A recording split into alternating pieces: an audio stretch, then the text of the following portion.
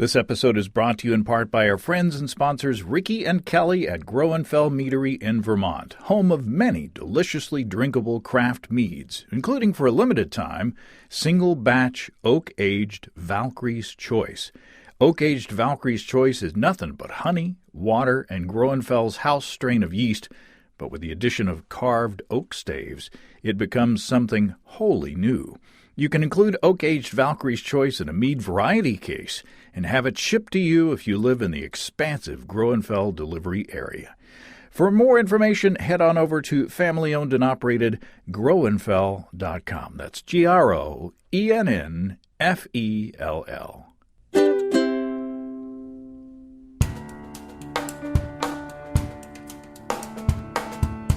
Welcome to Basic Brewing Radio for Thursday, February 25th, 2021. I'm James Spencer. Here at Basic Brewing Radio, we're all about home brewing. This week, Steve Wilkes and I sample small batches of beer made with specialty malts from Sugar Creek Malt Company in Indiana. Smoked lavender, crystal rye, and bourbon barrel-aged chocolate malt. If you go to basicbrewing.com, you can find archives of our audio and video shows.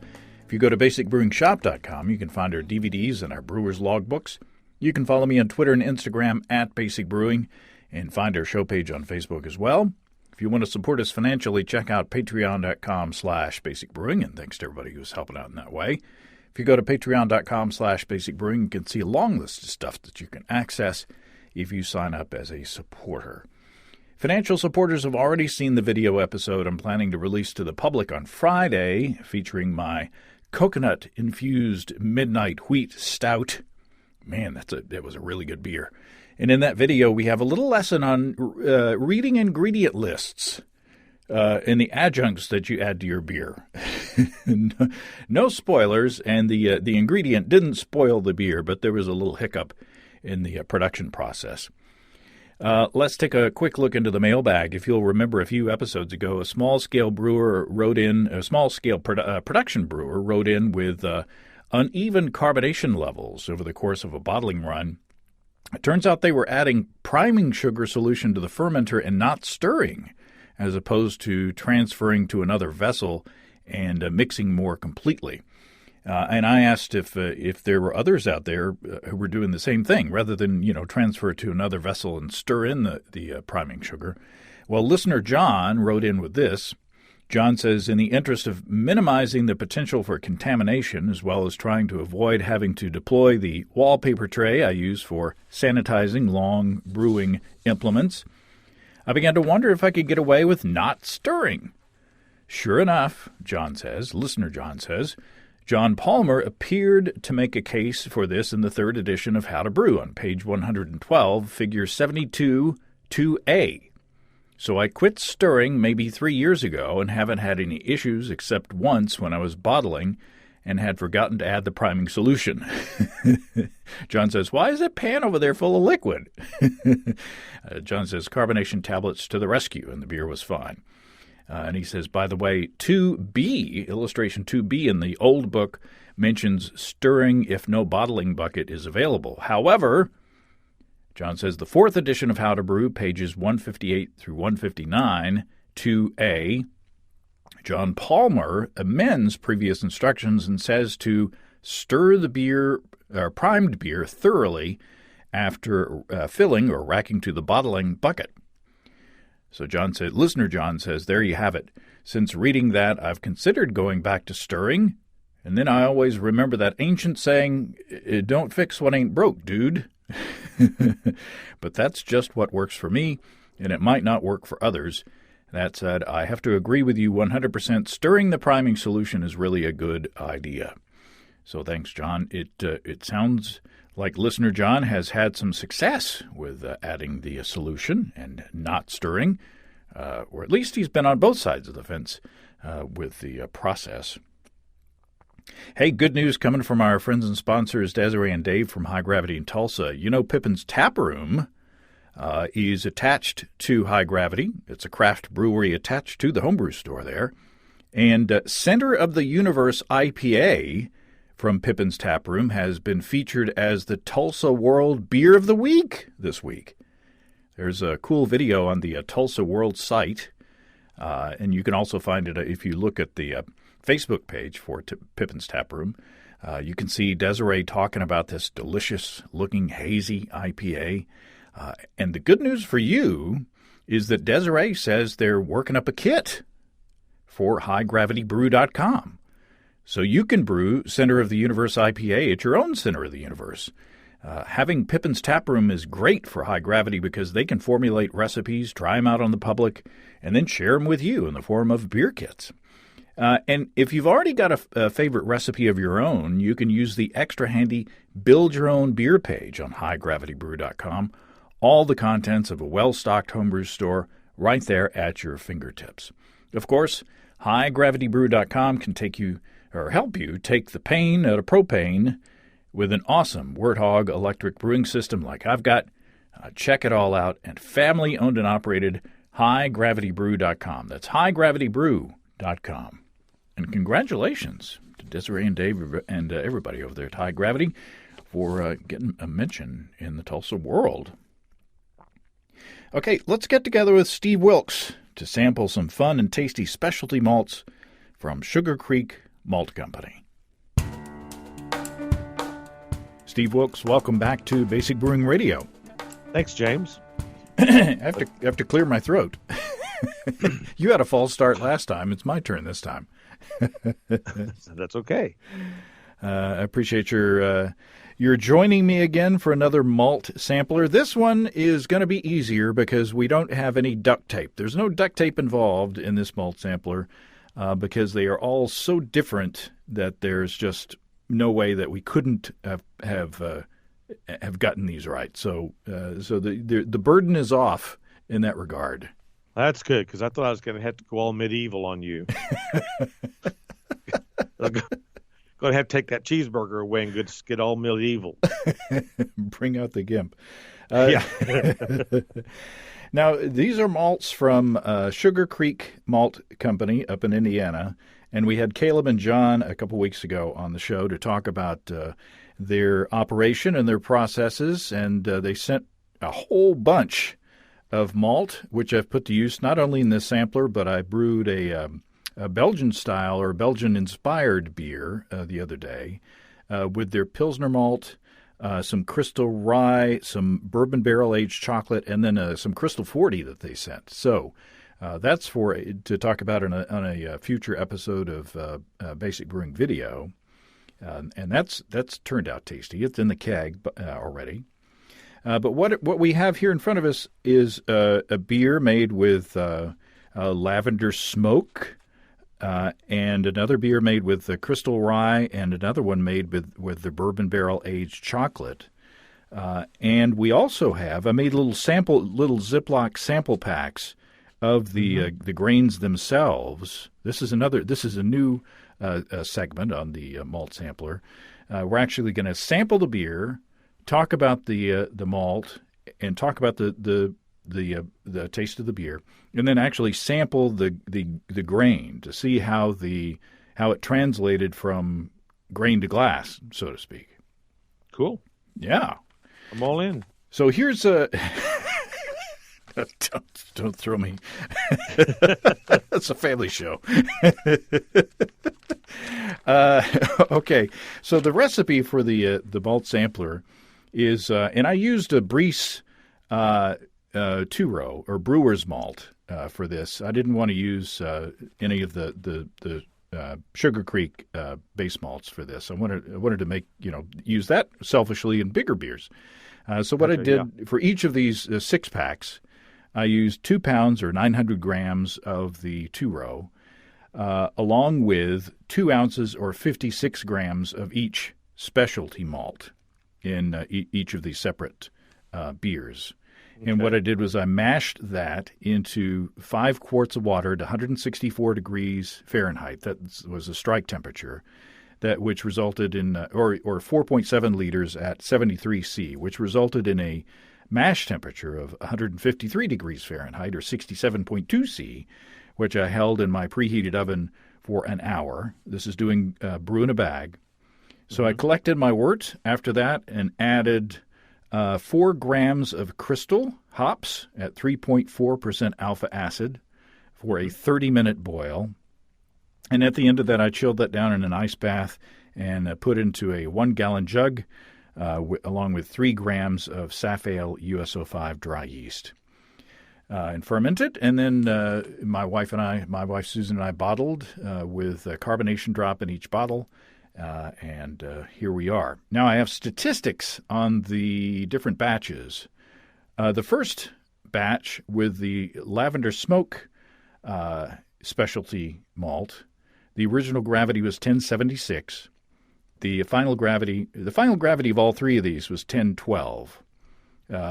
So the original gravity of the Crystal Rye was 1072, and the Bourbon Barrel chocolate was also 1072. So the final the ABV of the lavender was 8.6%, and the other two 8%. So I don't know. It's probably within the margin of error, of me reading the hydrometer. Maybe those are all pretty close together. Mm-hmm. Yeah. So did all that make sense? It did. Yeah. I mean, it made it. Yes, it did. It gave us a level playing field with which to evaluate the malt. So essentially, 2 pounds of just American two-row, and then 2 ounces of each of these specialty grains in each beer. Mm-hmm. So I suggested that the first one that we try is the lavender smoke malt. Now, what do you think of, or when I told you that I received some malt that that was smoked with lavender, what did you think? Grandma's bathroom on fire. On fire. Yeah. The remains of Grandma's bathroom. That's right. But I think that you'll be pleasantly surprised. Well, I am. I'm sipping the beer even as you speak. It's nice. It's really the smoke is very restrained. Mm-hmm. Now, clearly, that's a function of how much malt, the percentage of the Rauch malt that's in there, the smoked malt that's in there. But so I'm curious how they go about smoking the malt. How heavily they smoke the malt or lightly they do it. I would think that lavender would. I don't know. I want to say that I grow lavender in my little culinary garden, so I have some experience with it fresh and using it to cook with, and then burning it, in little fires and things, and so it does put off a really nice smoke. But I'm just curious if they're burning, dried lavender, green lavender, if they're burning the stocky, woody lavender that kind of grows late in the season, or if they're clipping it young so that it's the more of the tender shoots, and then those shoots are dried, and so you're getting more of the flowers. There's so many variables. Mm-hmm. Well, I do know that in the conversation with Caleb and John, they have 2 smoking processes. They have a direct fire, sort of a direct fire smoking process, which they sent me a bunch of Rauch malt, which I was pronouncing Rauch malt. Well, they pronounce it Rauch? Rauch, yes. Oh. And then what they do on that is they use fire and smoke to actually kiln the malt. Oh, okay. So it's wet. And then they take it in there, and they have this I think it's called a sign house, which is a Scandinavian-inspired facility, which is kind of like a barn with a wooden floor with holes drilled in it. And then they put the fire underneath that, and the smoke smoke and heat comes up through that, and actually kilns the malt. Wow! So you get a nicely smoky, the Rauch malt, which I gave you a sample of all except for the Pilsner. So in a separate conversation when I make a beer with the Rauch malt, we can talk about that. But so it is more smoky than the lavender smoke, because the lavender smoke, as I understand it from our conversation, is an indirect smoking process. So you don't get so much of the heat from the fire. You just get the smoke. And they did say that when this product is fresh, that it does, kind of smell like grandma's bathroom. It's very, very strong. But they age it for a while before they release it. And this is actually a popular product with, some of the breweries around in their area. They're using it in interesting beers. And I want to use it to make a Saison with the wind malt, which is another product that they gave us. So what do you think of the flavor of the beer? It's lovely. It's very nice. I'm eating some of the grain. You're skipping ahead, which is okay. I get a little bit of the smoke on the back end, but it's not super powerful. No, it's very light. It's not like licking an ashtray, as I like to say. Not at all.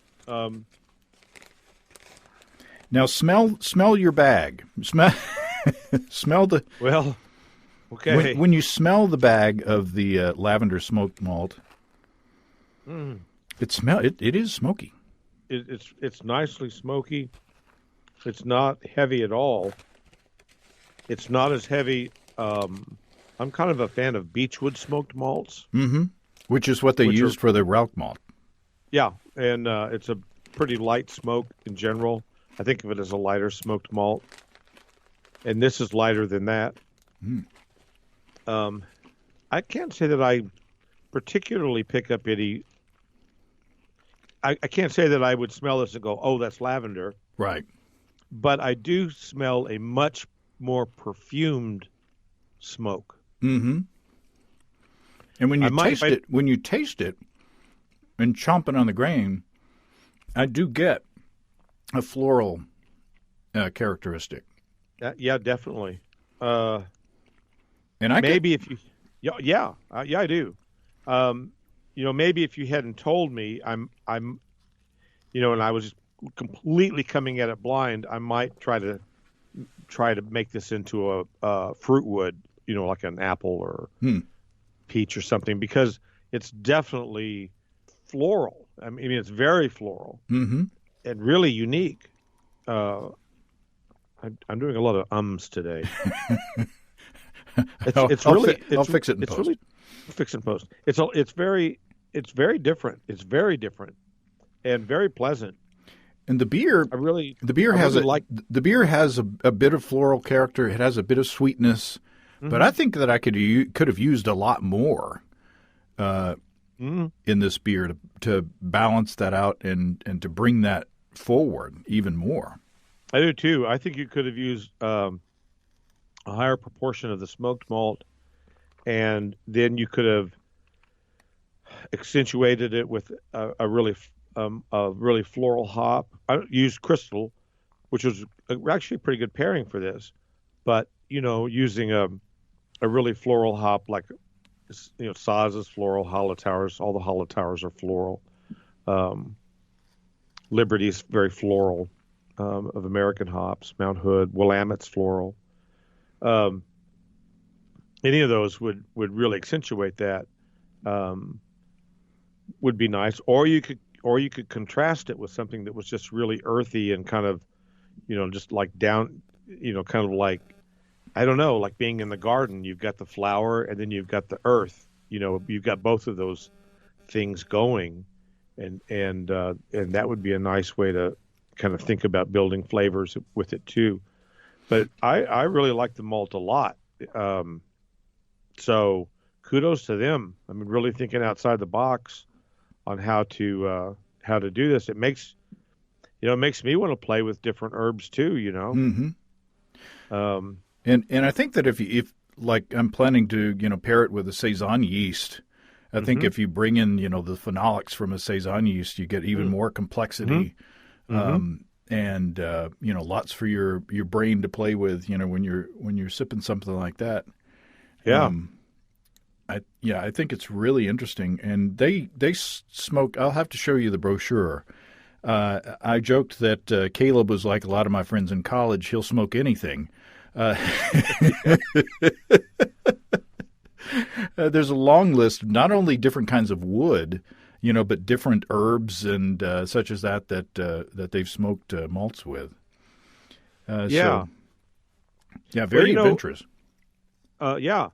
My brother smokes. He will smoke meat, particularly poultry. He'll smoke poultry with wet, fresh corn cobs. Huh. Because of the very delicate smoke that it creates. And it makes me think, wouldn't that be a pretty cool thing to do with some grain, to actually smoke some grain with that corn, and you get that sweetness and that really light smoke into the grain. It works great on poultry and fish. It's really, really good. And this reminded me of that a little bit, just the lightness of it. You could make a General MacArthur inspired beer. That's right. But then you just have to keep returning and returning and returning. Yeah, that comes back on you, that beer. Yeah, it just repeats.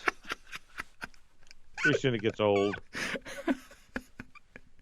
Douglas MacArthur, I think, is a Little Rock native. I think he is. Well, he's from Missouri. What?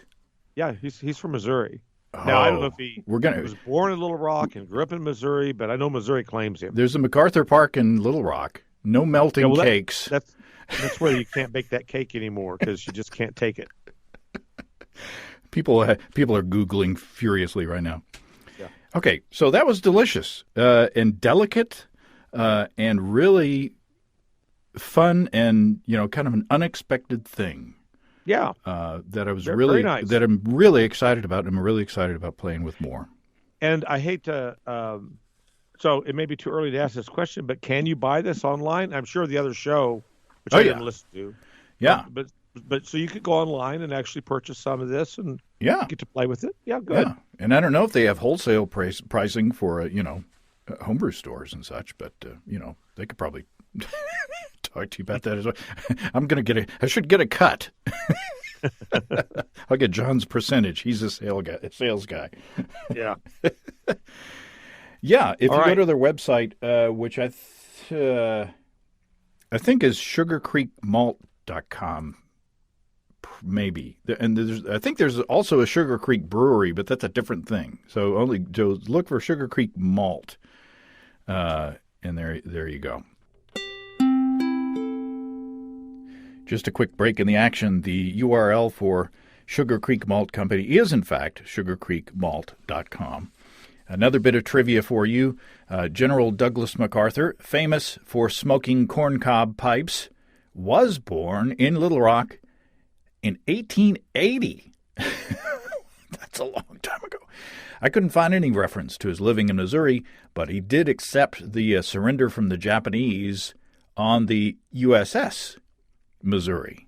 So maybe that's where Steve got that little tidbit of information stuck in there. Another bit of trivia for you, which will not be trivial for brewers on the East Coast. Imperial Yeast has expanded to the East Coast. Phase 1 of opening in Philadelphia will include shipping their 4 guaranteed in-stock strains, A38 Juice, A07 Flagship, L13 Global, and G03 Dieter to commercial customers. Production build-out is underway, and they hope to offer their full lineup, as well as homebrew pouches in mid-2021, which is getting closer all the time. We love Imperial Organic Yeast with an industry-leading pitch rate of 200 billion cells per easy-to-open pouch. My stir plate is dusty because I don't use it anymore for moderate gravity 5-gallon batches. And if I pitch in the afternoon, my airlock is usually bubbling before bedtime. Ask your local homebrew store for Imperial Organic Yeast and look for their product lineup on imperialyeast.com. That's imperialyeast.com. So they have, in addition to this sign house and the interesting kind of old world experimentation, with old world techniques, they do have a modern malt house where they use more kind of modern techniques to to malt and grain and make specialty malts and things like that. And Caleb said something like they malt like 1 million pounds a year or something like that. Oh my! Yeah. So this crystal rye is the next one. So it's a rye malt it's a crystal malt made with rye. And when I did some internet searching, I'd never had a crystal rye before. And when I did some internet searching, it's mainly the products that I was seeing were from the UK or from that side of the pond. Mm-hmm. Brees sells one. Oh. Brees sells a crystal rye. Okay. I was not familiar. So the crystal rye, they said that it can. I think this is the one that they said can go, from 80 to 100 Lovibond. So it's fairly dark. Mm-hmm. But boy, and you'll enjoy it here in a minute. Just eating it out of the bag is really tasty. But I'm going to take a sip of the crystal rye beer. The beer is delicious. That's really good. Yeah, the beer has got that nice. It's still got that rye spiciness, but it's a little more refined. Caramely. It's beautiful. The color's lovely. Mine, at least, is kind of a deep copper. Mm-hmm. Goes a little bit red, but it's still not. It's not red. It goes. It's more like copper, but if it was a really deep, I don't know. It's a penny that's been around a long time. Yeah, there you go. Yeah, that's good.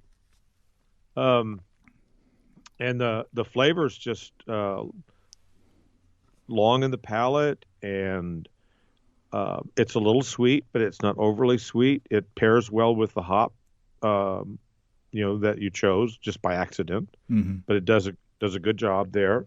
And there's not a lot of hop bitterness in any of these beers. No, it's definitely not about the hops. It doesn't conflict. It's not weird. Yeah. Wow. I think I'm mostly impressed at how kind of subtle the flavor is and how nice the pairing is. Again, I think this is one that you could add quite a lot more of this, a higher percentage, and really accentuate it even more. I could really see this in all kinds of beers. Mm-hmm. Now stick your nose in the crystal rye bag. Yeah. I loved her first record. There's no hair in this bag. It was Don't It Make Your Brown Eyes Brew? Oh, dang it. You didn't see that coming, did you? No. Wow. There is a little bit of a smokiness with this as well, I think. Mm-hmm. Just a little. I don't know if it's just in the nose. I get a lot of toffee. I get kind of a spicy toffee sort of thing. And I could eat this for breakfast. Oh my God, the flavor of the flavor of the grain is super intense, super sweet, super caramely. But then there's some rye bread characteristics in there as well. Oh my, yeah. Yeah, I think it was Caleb that said this is the most friable, meaning maybe chewable thing that they make. But man, I'd put that in granola. Yeah, no kidding. I would just like chomp on this by the handfuls out of the grain bag. So this is another one that I think we're getting a little bit of it in this beer, just in the, I think, and when I did scale it up into, to the Belgian style beer or Belgian inspired beer, I did use, I think 8 ounces or half a pound. So, we'll see if that translates better. But, this is one that you could use a whole lot of. Yeah, you definitely could. I mean, I would definitely lay pretty heavy into this if I wanted to get those big, Christmas flavors, that big winter beer. Didn't really mean Christmas per se, but, just that big toffee. I could see it in a wee heavy. I could see it Oh man, this is great. Yeah, sip the beer after you've chewed the grain. It really accentuates the the flavors in the beer. Wow. The toffee really comes out. Yeah. The toffee, and then the counterpoint of the spiciness of the rye, and there's just a little bit of caramel. There's a little bit of, well, toffee and caramel, kind of same thing, but there's that light caramel. There's that light kind of milk caramel. Right. The candy bar caramel. Yeah, as well as the dark burnt caramel, and then I also get that kind of spiciness, and I get a little bit of the burnt raisin or burnt fig kind of thing, but not as much as Special B, and not as 120, 120 Levabon crystal like from Breeze, which is what I sell. So somebody else's 120 or whatever might be a little different, but this is very unique. Mm-hmm. And there's no astringency whatsoever. No, that's actually, that's really interesting too. It's very, very smooth, and it's just like butter. And is there a difference now, I don't between... know what it would be if you got, this is a small percentage. I don't know what it would be if you up the percentage to, 15 or 20%, but I suspect it would be killer good. Well, this is essentially 1 ounce per pound. So, if you were doing a 10-pound... So that's 16%. If you were doing a... Oh, yeah. There you go. Yeah. Boy, good for you. No, 1/16. No, 1/16. 1/16. Which is not 16%. I know. I'm having a hard time. No, thank goodness we caught that. Yeah. But, or it might be 16. I don't know, but it's 1/16. Well, we got to give the math people something to do. So if you were doing a 10-pound, if you had 10 pounds of base malt, and forgive me, metric folks at this juncture, but if you had 10 pounds of base malt, it would be 10 ounces of this specialty grain. Mm-hmm. That is what is in each of these. Gotcha. Wow. Well, all I can tell you is it's really a nice beer. Mm-hmm. And this is I think that, I like the smoked lavender. It's very unique, and it's its own thing, but I'm really blown away by the smoked rye. I mean, by the crystal rye. Yeah. Yeah. Yeah. Yeah. In smelling it, does smell smelling the grain. Whew. It does smell a little smoky. By the way, you're in the office of stevesbrewshop.com. We haven't said that. That's true. Okay, the third and most adventurous maybe beer is the bourbon barrel aged chocolate. So what they do is they take a bourbon barrel and they pour most of the bourbon out, and then they put chocolate malt in it, and they roll it around I think every day, and then they take the chocolate malt out. And I don't know if they have to. I didn't ask whether they had to disassemble the barrel or not, because that the bung is not a very big hole, so to speak. So I'm not sure how they get it out of there. But so then they and again, I think that the folks at Caleb, he shows some restraint at Sugar Creek, because I think this is, when you think of bourbon barrel aged chocolate, I think you'll be surprised at how tasteful this is. So they let it age a bit, and let some maybe some of the alcohol from the bourbon, or they let it mature a bit before they package it and sell it. So let's taste this, and this is a very dark beer. It is black. Yeah, none more black. Yeah, nice. You get a little bit of the bourbon, and you get a bunch of chocolate. Mm-hmm. But it is a tastefully balanced representation, I think. I think that it reminds me of a Schwartz beer or maybe a porter, in that it's still a relatively light beer, meaning that the basic grain bill is still pretty light. So it's not heavy, it's not chewy, Hmm.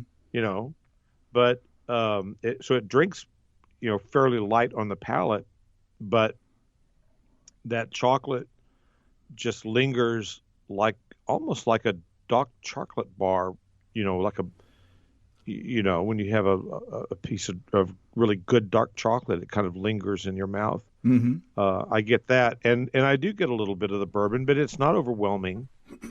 Um, so often when I have bourbon barrel beers, whether they're commercial beers or homebrews, they're just over the top. Yeah. Like you can tell that the brewer or brewers, if particularly if it's a homebrew club, um, if a jigger was good, two jiggers are better, and the whole fifth is even better. And you can tell it. Very restrained, and yet it's there, and I gotta respect that. I like that a lot. Yeah, and I meant to tell the story to the guys, but years ago, in my hometown of Hot Springs, Arkansas, I went to a small coffee shop, and they had bourbon barrel aged coffee beans. Oh, And so I said, "Boy, that sounds like fun." And so I paid way too much for them, and I brought them home, and I made some coffee, and it was awful. It was just bad. It was just bad. Just yeah. because it was all out of balance. Didn't taste like either bourbon or coffee. It just tasted strong, and it was just bad. And I threw away most of what I brought home, which I usually don't do with food products. But Right. but this is a more responsibly balanced, and I keep using the word balanced, but a responsibly flavored ingredient. And It really is. and let's take a sip of, or let's take a taste of the malt, the grain itself. First of all, the smell, and again, it smells kind of smoky, Mm-hmm. and I do smell a little bit of the wood and the bourbon as well. Mm-hmm. Mm. Yeah, I get all that. And it tastes good. It doesn't taste as good as the Crystal Rye, but as far as just eating it right out of the by the handful. No, because it's drier. It doesn't Mm-hmm. have as much moisture. It definitely doesn't have as much sugar left in it.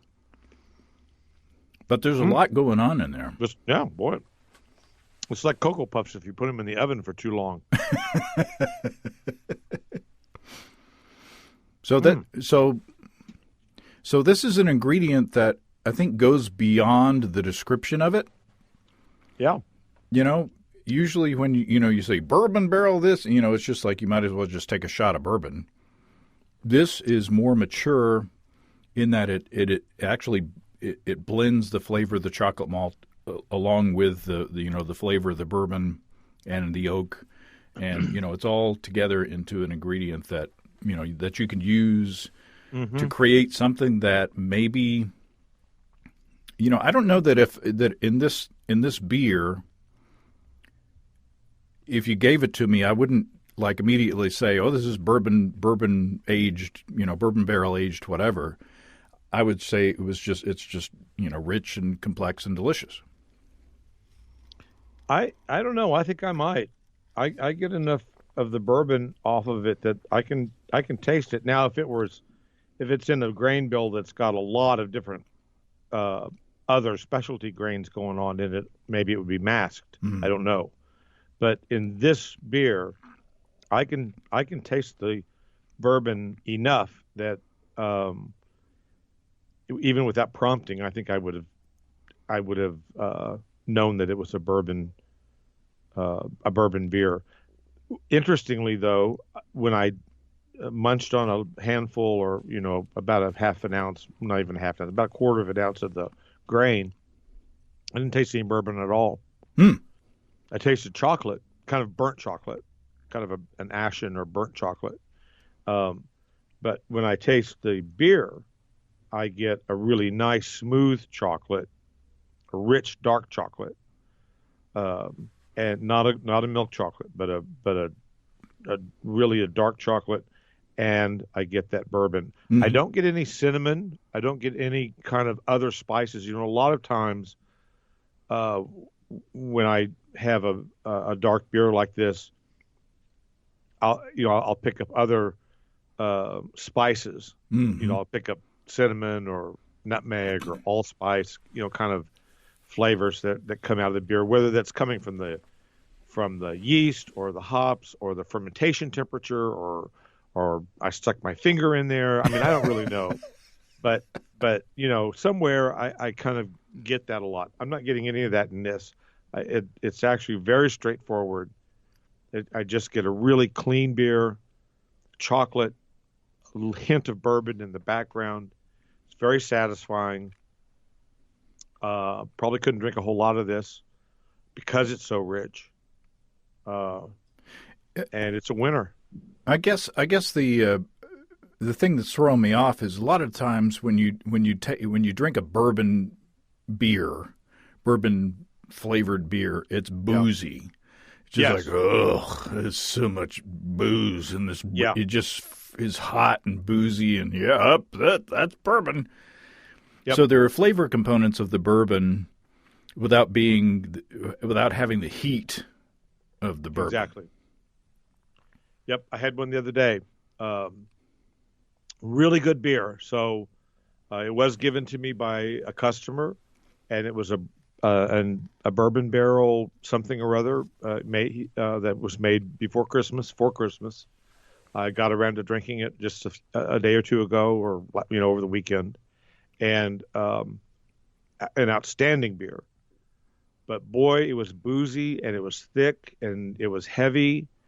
And one is all you could drink because it would knock you on your butt, and that was the intent of it.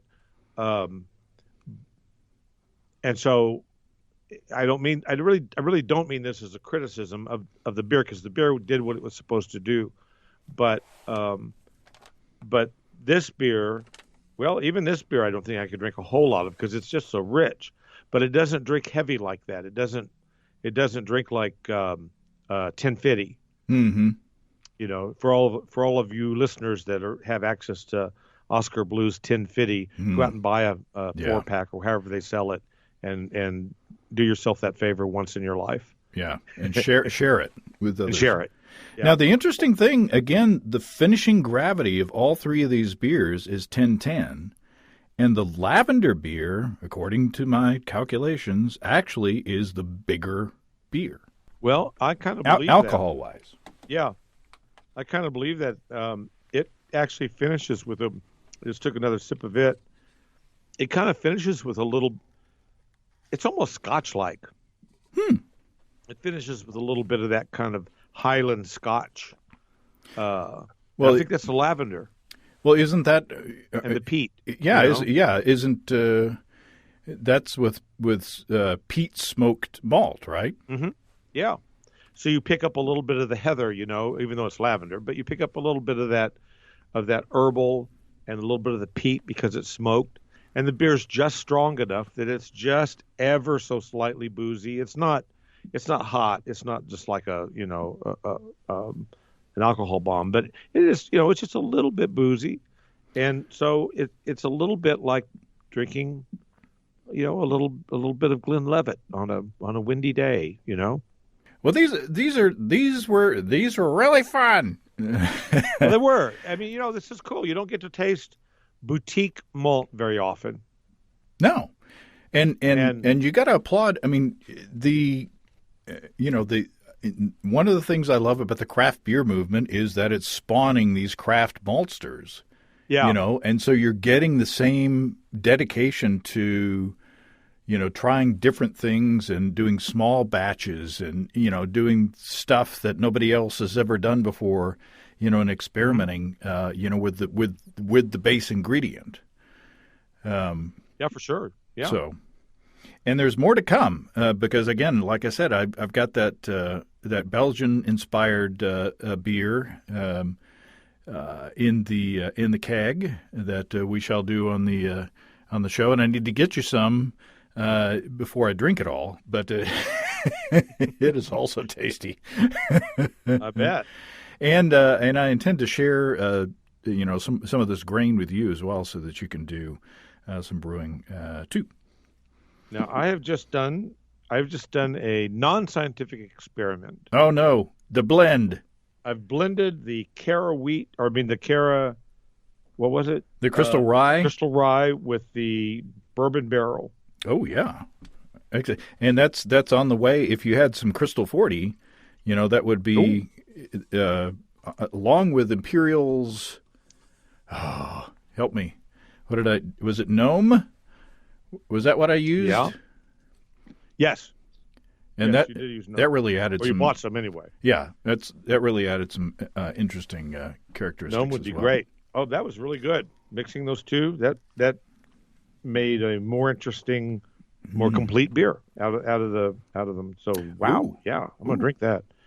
That's tasty. Yay! Okay, we've got more experimenting to do. All right. Yeah.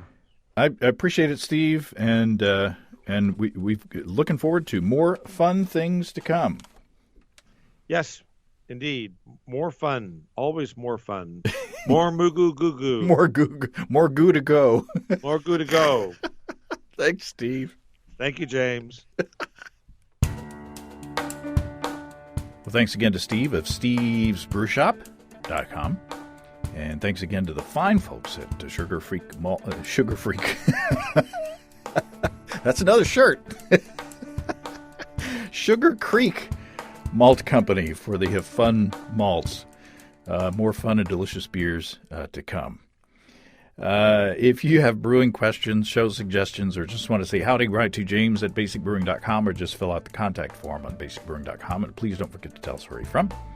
Check out our mobile-friendly shop at basicbrewingshop.com. Thanks to everybody supporting us through our Patreon page. Special goodies coming your way. Check that out at patreon.com/basicbrewing.